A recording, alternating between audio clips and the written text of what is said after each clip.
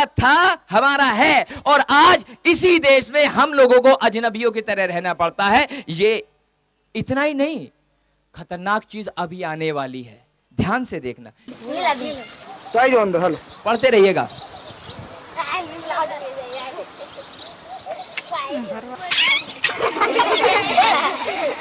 અંદર નથી આવું કેમ? આપણે એટલે તમે તો ન પડે. તમે કોનાથી અપડાવો? यहाँ से बड़ा लोग ने कहा कि ये भंगी का घर है।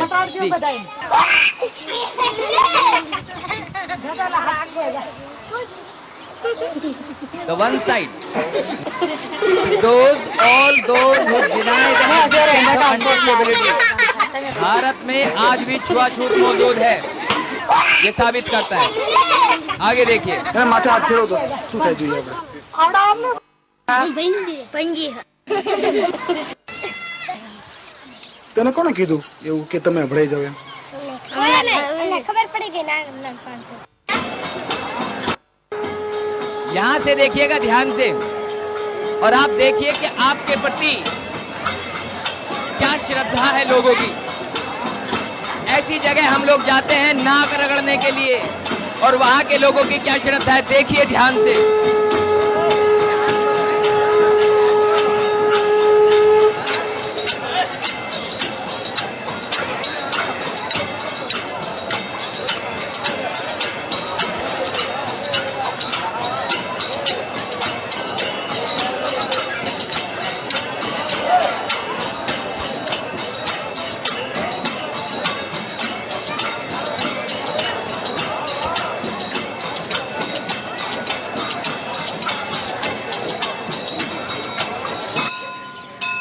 इन जगहों की सच्चाई आपको पता लगेगी।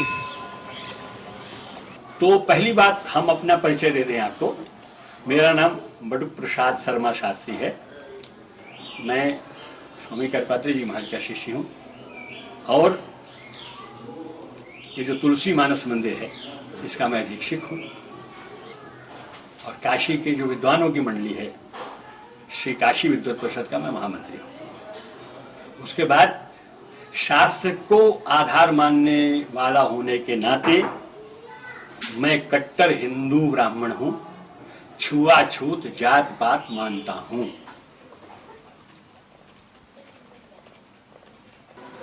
देखो, वो जो दिव्य पुरुष है, वेद विराट पुरुष है, उसके ब्राह्मणों से मुखमाशीत, उसके मुख से ब्राह्मण पैदा हुआ, ठीक है।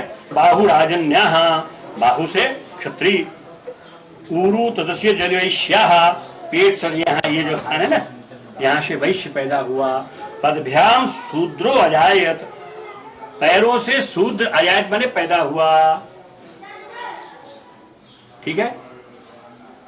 वेद कह रहे हैं, ये वेद की वाणी, जो हमारी वेद माता है वही सृष्टि का विधान वही बताती है, ठीक है।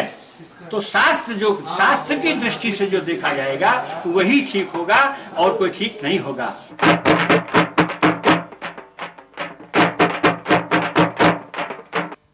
इस तरह से शास्त्रों को आधार बनाकर एक व्यक्ति ने बड़ी आसानी से मनुष्य को मनुष्य से जुदा करने का काम कर दिया।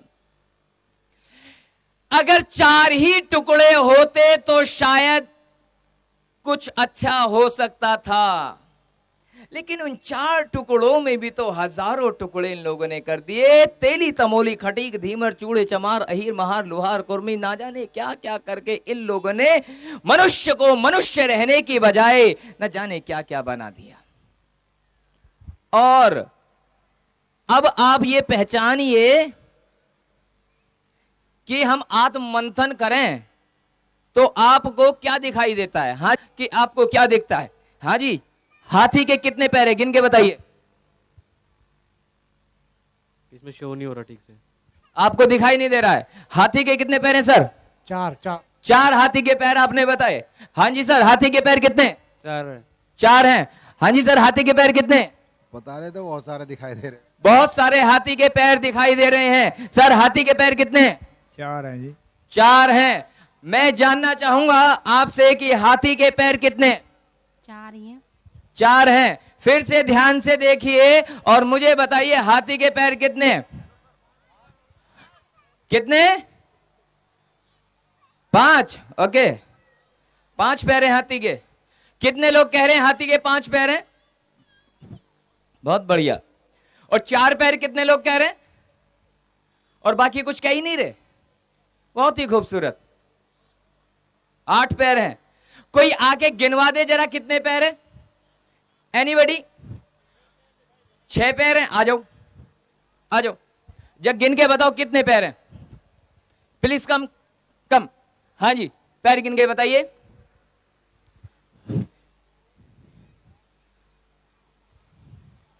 जो पैर नीचे दिखाई दे रहा है शुरू कहां से हुआ ये बताइए। जो पैर नीचे दिखाई दिया वो शुरू कहां से हुआ? ये पैर आप बता रहे हैं तो शुरू कहां से हुआ बताइए। क्या दिखाई दे रहा है? क्या समझ में आ रहा है? कुछ समझ में आ रहा है मैं क्या दिखाना चाह रहा हूं? अरे दादा, दिखाया कुछ जाता है, होता कुछ है। भरोसा करें मन की बुद्धि पर। हाथी के 4 से ज्यादा पैर नहीं हो सकते। भ्रम की दुनिया में जी रहे हैं। उसी तरह से मनुष्य केवल मनुष्य हो सकता है। वो तेली तमोली खटीक धीमर चूड़ा चमार अहीर महार लोहार कुर्मी बामन क्षत्रिय नहीं हो सकता। मनुष्य केवल मनुष्य हो सकता है। बुद्ध की वाणी है। This is not my words actually. के तो ऊपर से एक ही तो है और नीचे से 5 दिखा रहा है। पैर जहां पर दिख रहा है उसका शुरुआती हिस्सा नहीं है। जहां से शुरू हुआ उसका निचला हिस्सा नहीं है। ये वो व्यवस्था है जिस व्यवस्था का हिस्सा हम अपने आप को मान बैठे हैं। वो शुरू कहां से होती है, खत्म कहां पर होती है हमें नहीं पता। और जहां खत्म होती है तो उसका शुरुआती हिस्सा दिखाई नहीं देता। और शुरुआती हिस्सा देखने के लिए पीछे जाओगे तो इतिहास नहीं मिलता। इतिहास को पढ़ने की कोशिश करोगे तो उसमें कुछ भी प्रमाण नहीं मिलता। और जब न्याय की बात आती है तो 2 हिस्से सनातनी को मिल जाते हैं और 1 हिस्सा मुस्लिम के हिस्से में आता है। क्यों? ऐसी व्यवस्था। और मजे की बात, उन लोगों ने निर्णय ले लिया और यहां से नहीं उठी एक भी आवाज। सो गए हैं। शरीर के अंदर बहने वाला खून जैसे बर्फ की तरह सॉलिड हो गया है। खून जैसे रहा ही नहीं कि वो तेवर दिखा सके, कि चेहरे पे रौनक और कंधों और बाजू में ताकत पैदा कर सके। वो तेवर हमारे दलितों में रहा ही नहीं। ऐसा क्योंकि हम इन कर्म कांडों में फंस गए ना। ये कर्म कांड से नहीं निकल पा रहे हैं और अभी तक हम पैर ही नहीं गिन पा रहे हैं। This is reality. नाउ मैं आपको लेके चलता हूं। बाबा साहब क्या कहते हैं? बाबा साहब कह रहे हैं भैया वीडियो देख लिया? मैंने कहा हां। बाबा साहब ने कहा हाथी की फोटो देख ली? मैंने कहा हां। अब बाबा साहब कह रहे जरा सोचो, अपने आप को मानसिक दास्ता से मुक्त करो, बुद्ध की शरण में आओ। कितने लोग बुद्ध की शरण में आना चाहते हैं? ओह,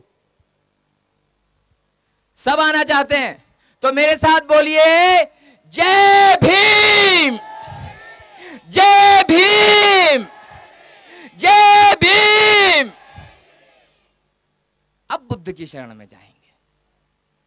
अब रास्ता मिलेगा। जब रास्ता मिलेगा तो हम बुद्ध की शरण में पहुंचेंगे। अगर मेरी आवाज यह व्यक्ति सुन रहे हो जो भारत के सर्वश्रेष्ठ व्यक्ति हैं, जो भारत के सबसे ज्यादा विद्वान व्यक्ति हैं, तो आओ मिलकर शपथ आज ही के दिन करें, क्योंकि धम्म चक्र परिवर्तन दिवस है। धम्म चक्र गतिमान रहता है। बुद्ध के धम्म में जाकर हम किसी तरह से बुद्ध की शिक्षा ग्रहण करें, ग्रहण करके उन्हें जीवन में लाएं। कर्म कांडों से अपने आप को विरत रखें। कर्म कांड करने से हमें कुछ लाभ नहीं होने वाला। तो बुद्ध क्या कह रहा है? मैं आपको केवल 4 बातें करूंगा, उसके बाद फिनिश। ज्यादा आज बोलने के लिए मेरे पास नहीं है। The law of impermanence, law of cause and effect, law of nature and कर्म एंड लॉ ऑफ अनत्ता। ये 4 नियम हैं बुद्ध के धर्म के। इम्परमानेंस, इम्परमानेंस होता है, उससे पहले एक सवाल है, can you name a one material thing that will last for? कोई एक ऐसी चीज का नाम बताइए जो जिंदगी भर चलेगी, कभी खत्म नहीं हो सकती। हाँ जी, कोई ऐसी चीज जो जिंदगी भर चलेगी, कभी खत्म नहीं हो सकती। बुद्धा की लाइट है मेरे ख्याल से तो। ओके, ऐसी कोई सी चीज जो जिंदगी भर चलेगी, कभी खत्म नहीं हो सकती। आत्मा। आत्मा। ऐसी कौन सी चीज जो जिंदगी भर चलेगी, खत्म नहीं हो सकती? बुद्धि। बुद्धि। ऐसी कौन सी चीज है जो हमेशा चलेगी, कभी खत्म नहीं होगी? जिंदगी कहते हैं आप। ओके, ऐसी कौन सी चीज है जो हमेशा चलेगी और कभी खत्म नहीं हो सकती? समय। समय। ऐसी कौन सी चीज है जो हमेशा चलेगी, खत्म नहीं हो सकती? शिक्षा। शिक्षा। ऐसी कौन सी चीज है जो हमेशा चलेगी, खत्म नहीं हो सकती? शिक्षा। शिक्षा। लेकिन एक वर्ड है, the material thing. Material thing. Anybody? Yeah please come. Yup yup. सोच। ग्रेट। ये सुन के अच्छा लग रहा है कि इस ग्रुप में अच्छे लोग और विचारक लोग बैठे हुए हैं। कोई शिक्षा की बात करता है, कोई बुद्धि की बात करता है, कोई सोच की बात करता है। जानते क्यों? क्योंकि सारी चीजें नहीं चलती ना जिंदगी भर। हर एक वस्तु की एक सीमा निर्धारित है। आज आप हैं, कल नहीं रहेंगे। मृत्यु शाश्वत सत्य है, मृत्यु अटल है। सो इस जीवन में कुछ भी स्थायी नहीं है। स्थायी अगर है तो कोई कहता है कि बुद्धि, बुद्धि यहां है, यहां ये सिर है, सिर के अंदर बुद्धि है, दिमाग है, दिमाग एक मांस का टुकड़ा है, शरीर का हिस्सा है, एक दिन खत्म हो जाएगा। खत्म होना है, इसको जरूर खत्म होगा। सोच, सोच यहीं से शुरू होती है, लेकिन वो दिखती नहीं है। सोच महसूस की जा सकती है, सोच महसूस होती है, सोच से विचारधारा बनती है, विचारधारा से बड़े बड़े क्रांतिकारी बनते हैं, बड़े बड़े आंदोलन विचारधाराओं से किए जाते हैं। तो सोच हमेशा चल सकती है, परंतु मटेरियल थिंग, जितनी भी चीजें हैं यहां, सब मटेरियल थिंग है, सब खत्म हो जाएंगी एक दिन। तुम ना रहोगे, हम ना रहेंगे, सब कुछ खत्म हो जाएगा। ये लाइट नहीं होगी, ये प्रोजेक्टर नहीं होगा, लैपटॉप नहीं होगा, ये पार्क भी एक दिन खत्म हो जाएगा, ये सूरज भी एक दिन खत्म हो जाएगा। अगर आप विज्ञान उठा के देखें तो आपको पता लगेगा कि धीरे धीरे धीरे धीरे सूर्य की शक्ति वो नहीं रही जो अब से 1000 साल पहले थी, वो शक्ति नहीं रही 2000 साल पहले थी। धीरे धीरे ये सारी चीजें खत्म हो रही हैं। तो बुद्ध ने 2500 वर्ष पूर्व बता दिया कि impermanence of life is exists all across the universe। पूरे विश्व में अस्थायित्व का, गतिशीलता का, परिवर्तनशीलता का सिद्धांत निहित है। और क्या लिखता है? Everything changes all the time. वक्त के साथ साथ सारी चीजें चेंज हो जाती हैं।